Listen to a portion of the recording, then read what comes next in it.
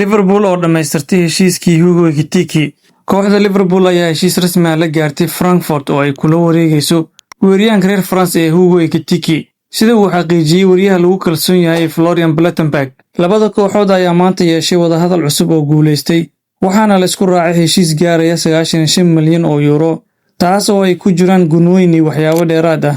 Ekitike oo 23 jir ah ayaa la filayaa inuu mari doono tijaabada caafimaadka maalmaha soo socda, ka hor inta uusan saxiixin heshiis muddo dheer oo gaaraya ilaa sanadda 2031. Xil ciyaareedkii la soo dhaafay, weeraryahanka reer France ayaa wacdar ka dhigay Bundesliga, isagoo dhaliyay 22 gool isla markaana sameeyay 12 caawin, 48 kulan oo uu saftay kooxdiisa. Liverpool ayaa u aragtay Ekitike weeraryahan mustaqbalka wax ku soo kordhin kara kooxda, iyadoo lagu wado inuu noqdo saxiix muhiim ah xil ciyaareedka cusub. qodobkan xiisaha badan wuxuu qayb ka ahaa barnaamijkeena bandhiga ciyaaraha. Aragtidaadana qaybta hoose ee comment nagula wadaag. Haddii aad ilaa dhamaadka muuqaalka nala soo gaarto ha ilaawin inaad muuqaalka like saarto, sidoo kalena aad sii share gareyso. Haddii aad nagu cusubtahay nagu soo biir oo ka mid noqo asxaabta nagu xiran. Mahadsanid.